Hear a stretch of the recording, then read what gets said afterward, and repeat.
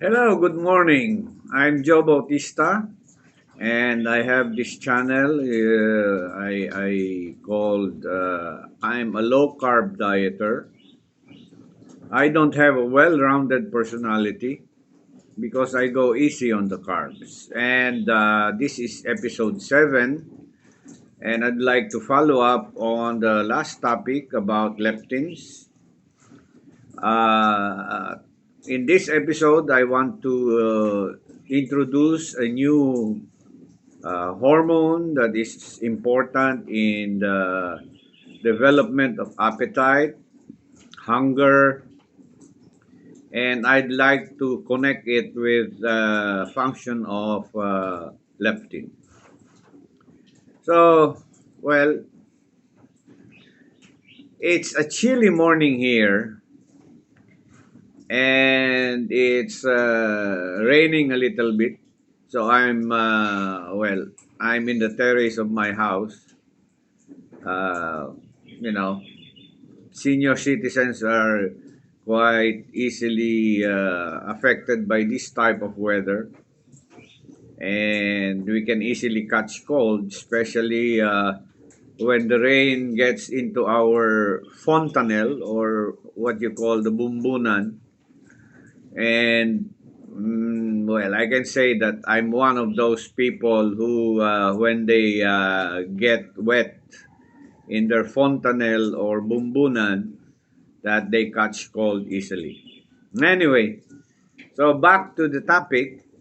So last time, episode 6, I talked about the role of leptins, and I said that leptins has a lot of functions in the body, and I presented the functions of leptin in a way that it can easily be understood. For example, I started with the role of leptin in the growth phase of an individual, in the development phase of an individual, and finally in the reproductive phase of an individual. And I think I did justice to the discussion by presenting it in a way that it is easily understood. And now I'd like to follow it up and more on the discussion about how you feel hunger, uh, why do you feel full or sated or satiated when you eat a meal, and what is the relationship to the low carb diet and intermittent fasting.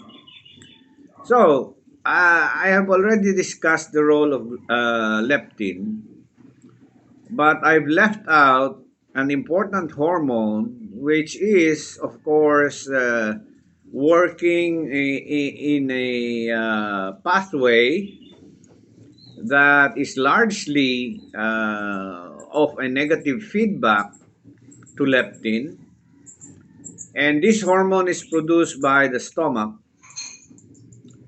in relation to your intake of food, your feeling of hunger, and your feeling of being full or satiated. And I'm referring to that hormone called ghrelin. So, in this episode, let's talk about the relationship between ghrelin and leptin. So, last time, I told you about the multifarious roles and functions of leptin, but this time let us focus on uh, more of the things that need to be understood about diets. And this has something to do not only with the diet, but also of the intake of food. Now, I think it was in episode 1 or 2 that I explained that, you feel hungry as a result of a drastic decrease in the level of blood glucose in your body. So I think episode 2 or 3, I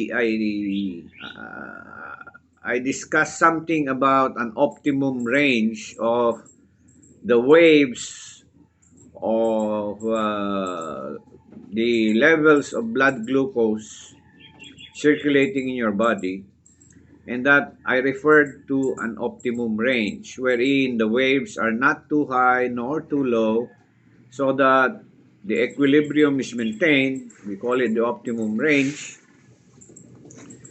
And because the changes or the difference between the crest and the trough as far as blood glucose levels is concerned is not too wide, then you do not feel any hunger or craving pangs. All right. So you only feel hungry when that difference between the high level of blood glucose and the low level of blood glucose is very wide. Okay, and it goes beyond that optimum range. So that's why you feel hungry. Now, at the time that you feel hungry, the stomach will release this hormone ghrelin. And it induces you, of course, the stimulus is hunger. And the other stimulus is that your stomach is empty.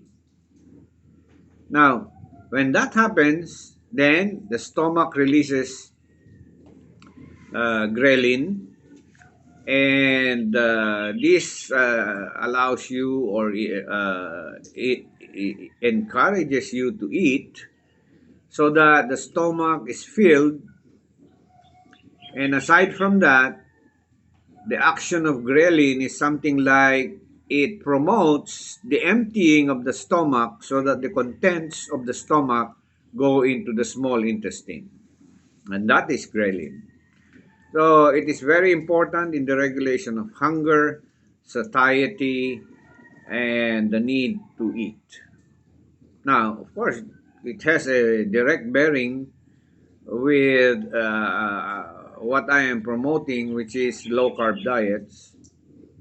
Because in low carb diets, together with intermittent fasting, the intake is less, especially of carbohydrates, and that the time in between meals is prolonged. So, what are the challenges with that kind of a diet regimen? Of course, you might think, well, if I don't eat rice or bread, I feel weak, and that after breakfast, I need to have my lunch.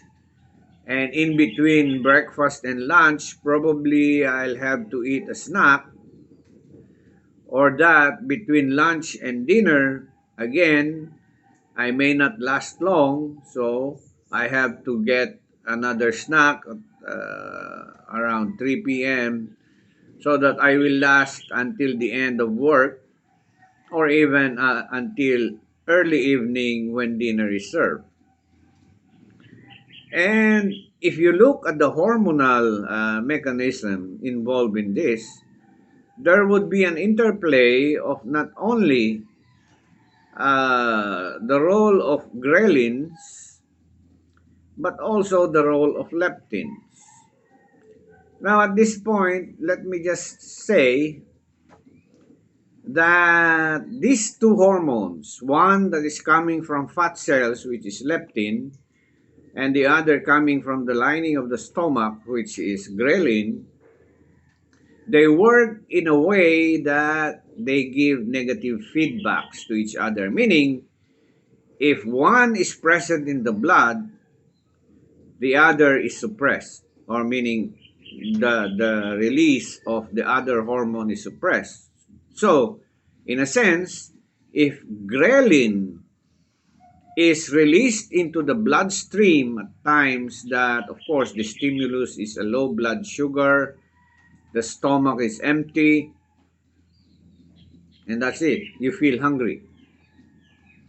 Now, at that time that you feel hungry, ghrelin has already been secreted by the lining of the stomach.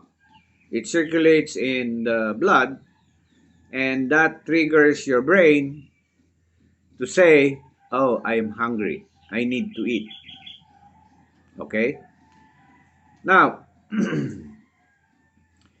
the relationship between leptin and ghrelin is this. Since they have that negative pathway, so if one is present, the other is suppressed. If, let's say, leptin is released into the bloodstream, ghrelin is suppressed. So they work in that way. That's the pathways that we usually discuss in physiology. So negative feedback, there is a negative feedback mechanism. So the moment ghrelin is released into the bloodstream, it suppresses the release of leptin from the fat cells or adipocytes. And if leptin is released into the bloodstream, it basically will suppress the release of ghrelin.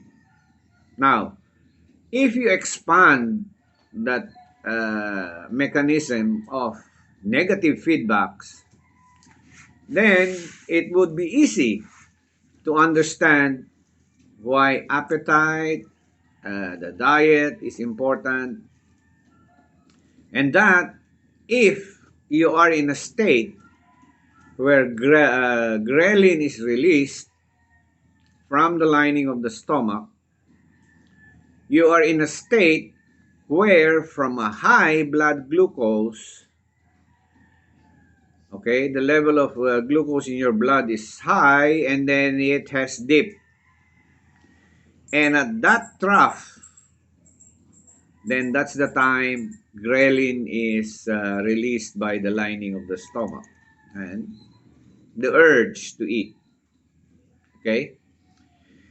Now, on the other hand, leptin, okay, as released by the adipocytes or fat cells in your body, when under several circumstances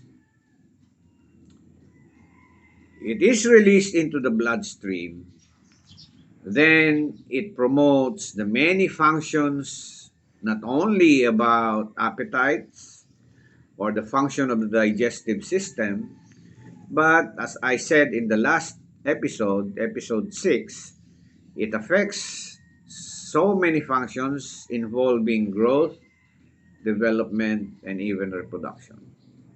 Okay? Now remember, leptin is secreted by the fat cells. Okay? And leptin will only be secreted if you have these fat cells. Okay? So if you don't have fat cells, do not expect that leptins will be released in your bloodstream. And I said last time, and I repeated it in episode 6, that the levels of leptin in the blood is directly proportional to the number of fat cells in your body, in your fat tissues. Okay? Now, if you link or connect the relationship between ghrelin and leptin, it is this. So ghrelin will promote appetite. Okay? And it also promotes that feeling of empty stomach. Because aside from, you know, developing or stimulating that hunger pang or hunger pangs, ghrelin will also induce you to eat. And what is the situation at the time before ghrelin is released? Well, it's the opposite. It's the opposite with leptin. So that you are already at the trough of your blood glucose levels. And as I said, if the difference between the crest and the trough or the high and the low is so wide, then this induces this feeling of hunger. Okay? So ghrelin will be released the system urges you to eat so that you know, the nutrients, particularly the sugars that you need for energy, come from the diet. All right. Now, the similarity between ghrelin and leptin is this: that they are both pro-insulin. Okay. Well, of course, ghrelin must be pro-insulin because when you take in food, particularly carbohydrates, there is a significant spike in blood glucose after your meal, and that all of this glucose are not used up. They need to be stored. It's either in the form of glycogen or in the form of fat. All right. So, although ghrelin and leptins work in a negative feedback mechanism, they both support insulin. So again, insulin comes to play, and I guess we have to be cautious about it because in some individuals, particularly those who are fond of carbohydrates outside of the crude fiber, which is basically a complex carbohydrate, well, you get hunger pangs in very short periods of time. Why? You eat, the blood glucose levels spike. Okay, on the action of insulin, these are stored as glycogen or fats. After that, blood glucose levels dip. You feel hungry again, or you eat again. All right.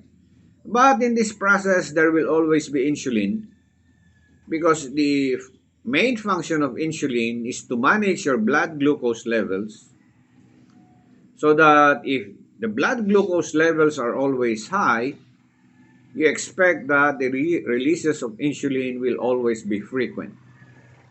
And you know the dangers of having consistently high stimulation of insulin.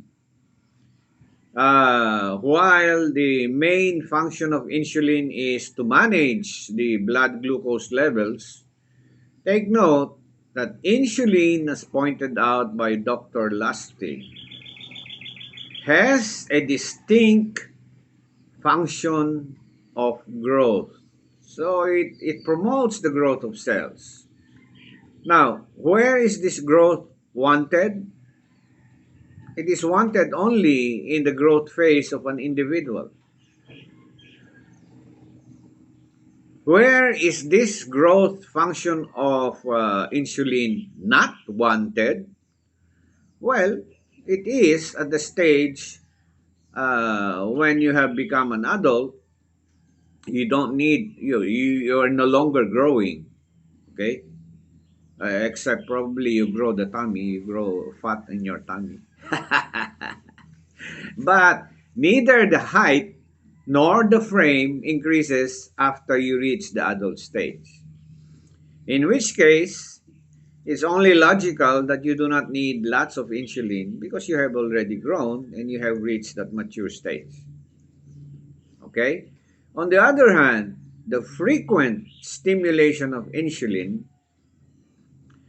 promotes also the growth of some cells. And these cells that you do not want to grow are the cancer cells that usually appear in the adult stage of your life. So if you talk about health, you do not really need that much insulin in your adult life because it is only in the adult life where most of the diseases that afflict humans appear. And one of these, of course, is cancers.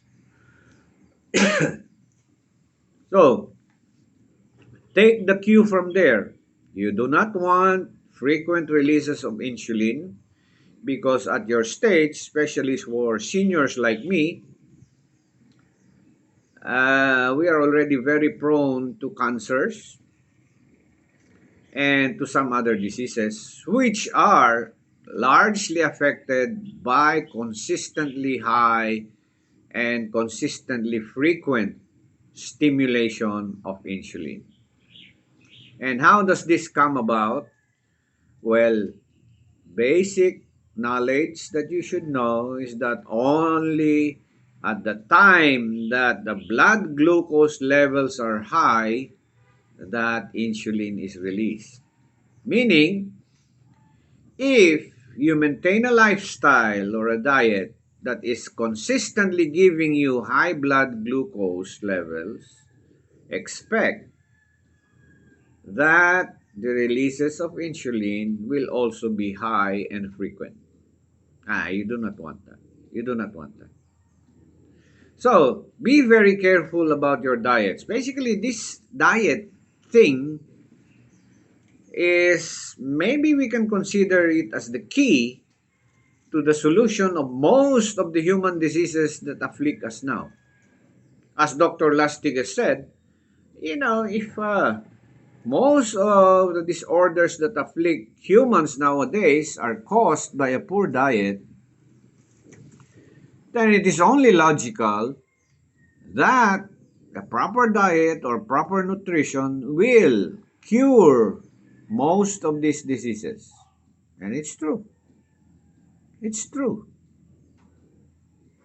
That's why when I understood the principles of the low carb diet intermittent fasting regimen, I took it, researched it, and practiced it. And it's giving me good results. Now, just just a tip. Actually, I have a video that more or less shows you who I am as a patron of the low carb diet. And in the first episode, I think I did a testimonial about the low carb diet and the status that I was in before that. And I have to admit, I came from a depressed state. I was treated for clinical depression. Yes. So you can just imagine the agony, the anxiety, the sadness. I was like a zombie. And of course, I had to see a doctor who prescribed medications for me. I took the medications for more than a year. I'm off my medications now. And anyone who has gone to a psychologist or a psychiatrist for these disorders know that the medications are not the regular kind. Why? Because it involves narcotics. It involves the use of not only antidepressants but drugs that promote sleep. And that's where I came from. Okay? And now I'm off these medications after more than a year and I feel fine. I feel energetic. I feel like, probably when you saw me in my 30s, you would say, that is Jobab. I was everywhere. Okay? At that time, I probably would sleep good if I had 3 to 4 hours of sleep every night. Because sometimes, you know, I was then living in San Pedro, in Laguna. I would arrive late only to find out that some of my clients are waiting for me in the house. That was my life. Okay, I was a workaholic. Okay, but I enjoyed it, of course. And now I'm enjoying life again after that a bout of clinical depression, and I feel good. I feel strong. I think I'm mentally, mentally good. Why? Oh, I remember a lot of things. And for example, in all the blogs that I made so far, there are seven, including the introductory blog. I never wrote a script. It comes spontaneously. All I think is about the topic, and the words just come, like a bubbling spring. Sometimes the words, you know, uh, the words are quite hard to find. So that in the blogs or in the videos that I made so far, you see me probably looking to the left, to the right, maybe stuttering a little bit, maybe slowing down in speech, but it's the brain that, processes uh, the thought that I'm supposed to say. In fact, episode 6, I forgot one important hormone of reproduction which should come out of my mouth as even if I am sleeping. You know why? Because I have been lecturing these reproductive hormones, their roles, where they come from, how they are stimulated to be released, uh, even before I went to study in Japan. That was in 1993. So I was then working with the National Artificial Breeding Center, and we handled a lot of training programs, and they assigned me the topic about reproductive cycles. So I should know what I am talking about when we talk of reproduction. But then last episode 6, I don't know for what reason, I could not remember this hormone together with follicle stimulating hormone. But I let it pass because I know I will remember it anyway. And this is it. I remember it now. And it's called luteinizing hormone. So, going back to episode 6, I told you about the role of leptin as a stimulus to the release of the gonadotrophin releasing hormone. The gonadotrophin releasing hormone stimulates the anterior pituitary gland so that the anterior pituitary gland either secretes follicle stimulating hormone or the luteinizing hormone.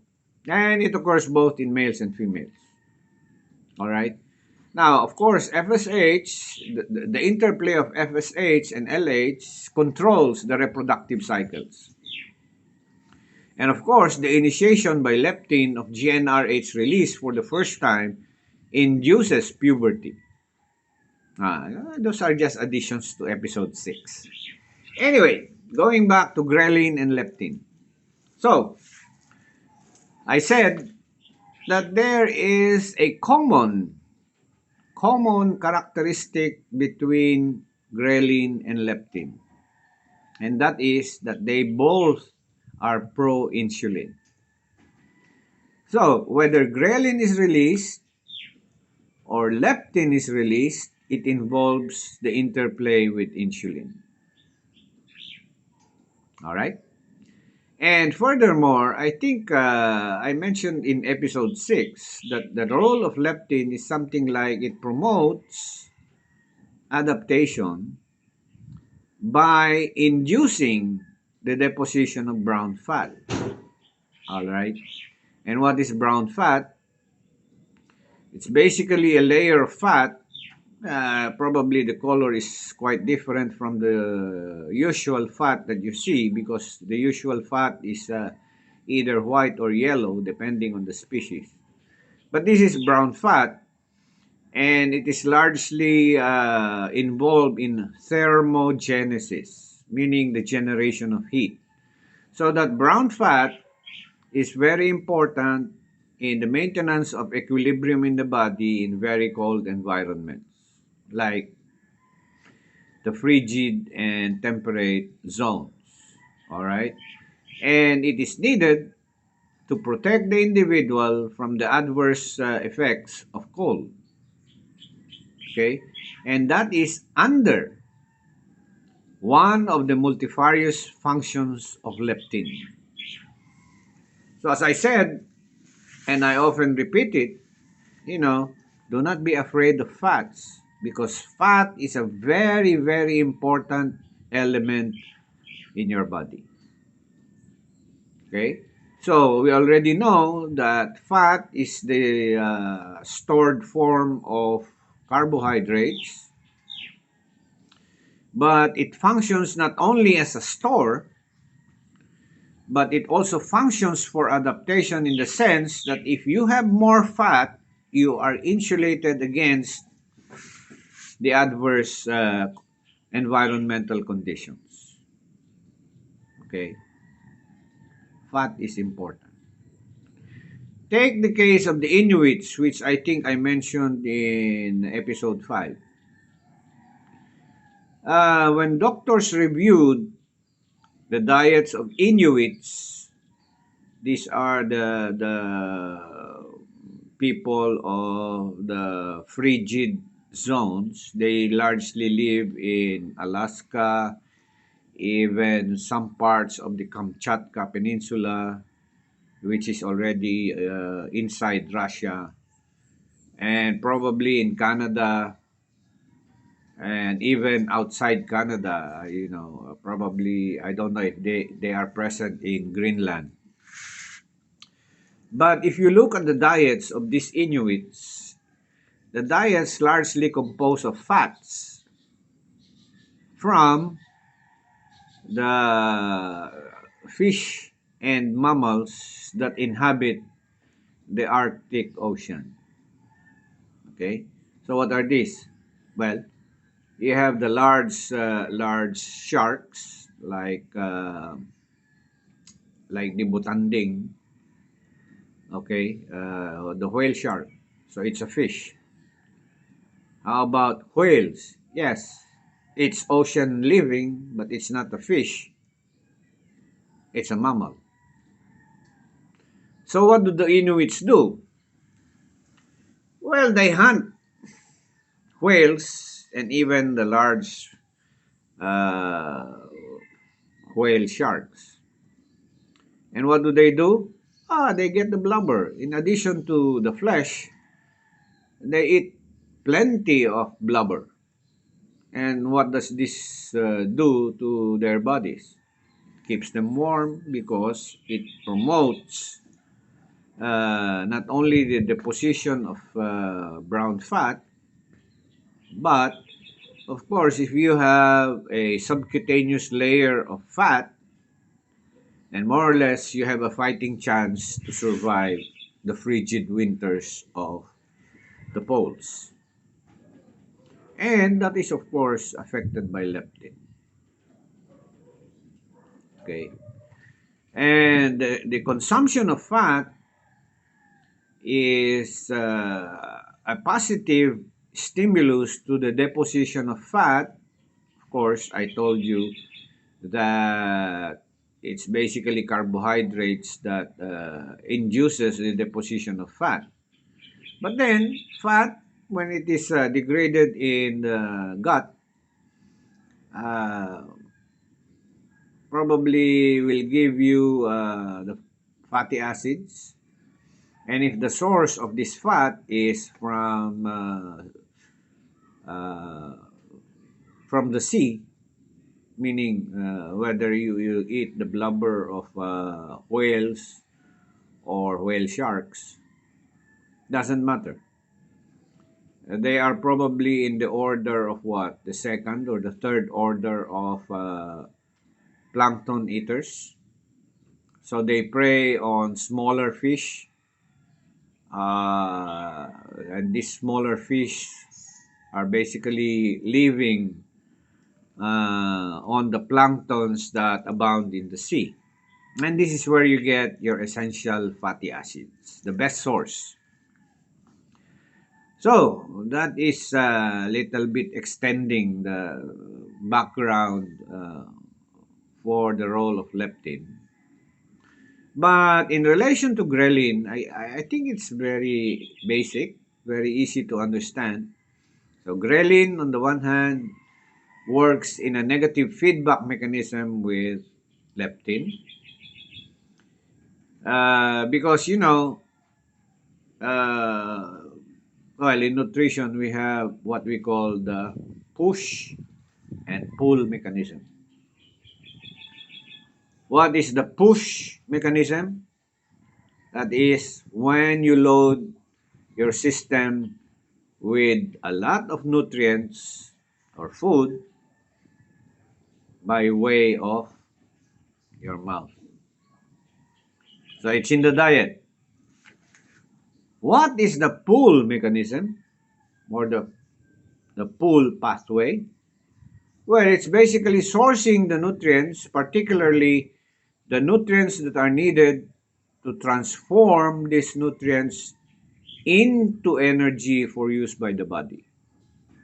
Okay, so what is the relationship? In the diet, you get lots of nutrients, especially if you are a carbohydrate lover. You put on fat, okay, or you put in glycogen in your liver, and this is basically the stored form of carbohydrate. But then, under times when no nutrients are taken because there is no diet, or that there is some form of starvation, then it is the function of these stored fats or glycogen to replace blood glucose levels that are not available from the diet. Okay? So, in this way, the consumption, the push, okay? It's called the push because you take in your diet the needed nutrients, particularly carbohydrates, to store for future use. Okay? And of course, what are the hormones that play a role in this pathway? Definitely, you feel hungry and you eat because of the release of ghrelin. After eating, your blood glucose levels spike, and that's the time that insulin is stimulated to be released into the bloodstream. And what does it do? Well, it stores the extra carbohydrates or glucose either into the liver or into your fat cells. It's stored as fat, okay, or glycogen in the liver. So, what will this do as far as leptin is concerned? Of course, if you build up the fat reserves in your body, you produce more fat cells because these are the only cells that store fat, and thus you promote the production of leptin. Now, at the time that there is no more push, instead, the body now needs its energy in the absence of a diet or in the presence of a starvation state or a starved state. This is the time that the reserves are used up. So first, probably the body will use the glycogen stores in your liver because it's easier to break. Okay, it's easier to metabolize and bring it back to the form of a simple sugar called glucose. Now, If it is stored as fat, you already know because we discussed it in the last episode. All right. So fat will require the hormone glucagon, but it doesn't require the role of insulin. Well, of course, in the pathway, insulin will somehow be involved because this is still part of the glycolysis pathway. So insulin will still have a role, but not as much as the role that it plays when the blood glucose levels are high. Now, this time, it's the reverse process of glycolysis. If it is involving glycogen, then the process is called glycogenolysis. If the process or the source of the supposed energy uh, substrate is fat, then you actually initiate gluconeogenesis. All right, you lose fat. And if this happens, you lose fat, which is translated as probably you lose fat cells or adipocytes, then that is negative with relation to leptin. Because leptin will only abound if you have plenty of fat cells. Okay, so I just hope you're able to connect the relationships among ghrelin, insulin, glucagon, and leptin. Am I jumbling your mind too much, especially for those who have no backgrounds in physiology? Well, I apologize. But enough to say that definitely there is an interplay. Now, so how do you control the release of ghrelin? How do you control the release of ghrelin? This is where the low carb diet comes in. The low carb diet promotes the consumption of carbohydrate but in the form of crude fiber. So what happens? Well, I discussed it, I think, in episode 4. That the reason it is called a low carb diet is because it allows only the consumption of carbohydrates in the form of complex carbohydrates like crude fiber. It is very important. Of course, crude fiber is not digested in the human digestive system, but what you are basically providing is a substrate for the source of energy of your intestinal microbiome. And what are these? These are composed of microbes, which basically, well, they act like plants. Or, anyway, uh, these microbes use the crude fiber as a source because it is a complex carbohydrate. They break it down, and when they break it down, they convert this crude fiber, since it is also a carbohydrate, but not soluble in the human gut, but are used up by these microbes in your intestines, and that they use this for energy production. Now, I think I said in the last episodes that, you know, in the process of the transformation of these complex carbohydrates by the microbiome, the byproduct is that they release fatty acids. And some of these fatty acids are what we call the essential fatty acids. Okay. And well, at this point, I think I have not yet discussed the role of these fatty acids, especially the essential fatty acids, in relation to mental health.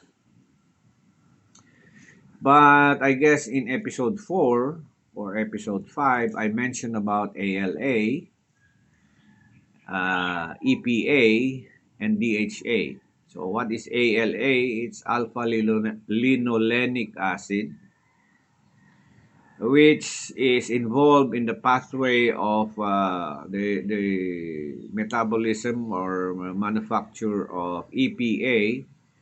Okay, and EPA is transformed in the brain to DHA,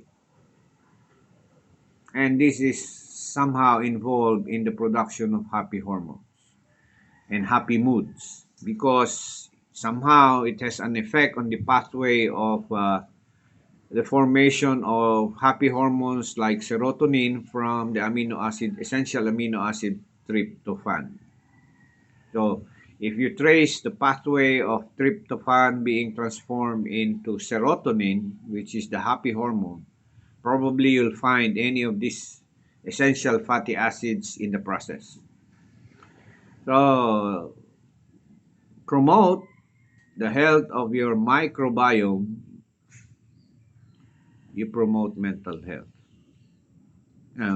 which is basically what's happening to me now. Okay?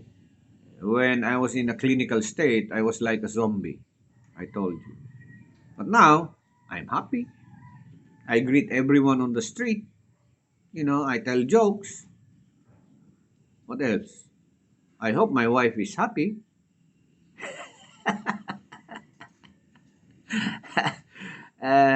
But, well, that's life for me now. I'm happy. I'm energetic. I'm sprightly. I do a lot of things which I have not done since 3 years ago. I built a house out of my retirement funds, and the pandemic hit. When it hit, of course, construction was delayed. There were many things that were left hanging unfinished, and it's only now, after the low carb diet, that you know, I'm beginning to get back to where I was rudely interrupted by this clinical depression. So that's just one proof that the low carb diet and intermittent fasting regime works. And I'm using myself as an example. My personal experience with the low carb diet is such an experience that I think I need to share. That's why I have this channel. So I guess the principles are quite clear. Maybe we need more time to discuss the relationships with fats and oils and mental health in relation to the low carb diet, intermittent fasting regime. So, if you have any questions, please, uh, the comment section is always empty. Okay? As long as you follow the community guidelines, I won't mind even if you ask me for advice about love life. In the vernacular, I consider myself as far as love life is concerned, I can be considered as or qualified as consentidor. And I admit, I'm also pusong mamon. So those of you who are watching, in the vernacular, we say, yung tinatamaan. Thank the low carb diet. If I give good advice, thank the low carb diet. It's the happy hormones in me. If I give bad advice, did I ever? I don't think so. I don't think so. Anyway, the mental state that I am in now is such a big turnaround from about several months ago. And I attribute that to the low carb diet. Okay? That's why I always end up my blog with this: enjoy life. And you know where I'm coming from. I've never enjoyed life since 3 years ago. The past two Christmases I had, not an iota of happiness because I was depressed. And it's only this Christmas that I hope I will feel that joy again of spending Christmas with my loved ones, my friends, my uh, my relatives, and most of all, who's there. And if ever we talk about who's there right now and a few weeks before now, uh, I have this habit of praying about 5 times a day. It's an outcome of the depressed state that I was in. I was always asking for guidance. I was always asking, let me feel even a little bit of joy in my heart. Because I was down, I was a zombie. But now, I praise Him because I always say, you've always been there. While I thought I was always alone and that there's nothing in life for me, now I tell you, praise you, because my cup is overflowing. Okay? Thank you for introducing me to the low carb diet. I am what I am now, and I enjoy what I am now. I want to share it with you, the happiness. All right? So think about the low carb diet, the intermittent fasting regime. I know it works because it works with me superbly.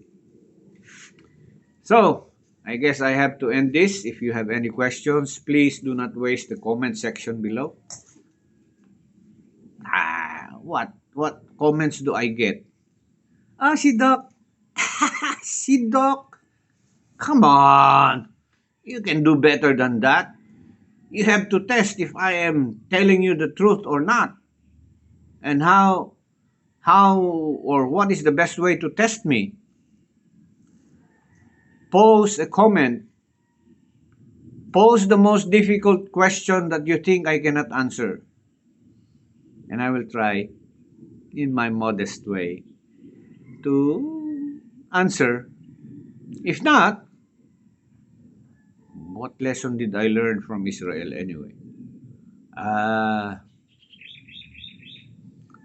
well, they told us, well, that was in 1987, so it's a long time ago. We were told how to deal with questions. And they told us there are only two types of questions. One is that there is an honest question. And of course, if these questions are honest, then you have to speak honestly about what you feel, what you think, what you know, and that should satisfy the one who asks the innocent question. On the other hand, there is what they call the heckler's question. And what is the heckler's question? You know, in any audience, you have smart Alex. They try to prove that they are better than you. They know better than you. Luckily for me, the Israelis who trained me taught me also how to deal with these hecklers. So, you've not seen anything yet. All right? You've not seen anything yet. If you think that you know more than I do, tell me. But I will know If your comments or questions fall into these two categories, whether these are honest questions or heckler's questions. In the vernacular, we say, magkasubukan na.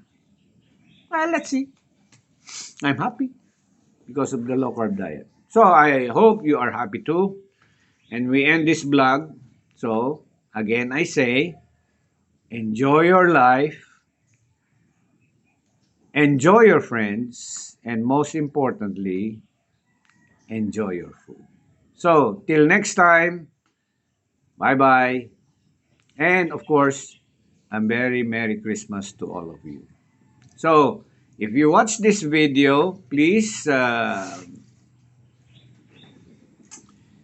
give me your likes. You can share the video to your friends and even your enemies. And also, do not forget to subscribe to my channel. I still need the subscription. It's still below 100. So, in the vernacular, we call it, pamaskon nyo na sa akin. I hope by the end of the year, we can reach at least 1,000 subscribers. So at least YouTube will notice and we can keep the channel going. So, bye-bye. Enjoy your holidays. A very Merry Christmas to you, your friends, and even your enemies. So, till next time. Bye-bye.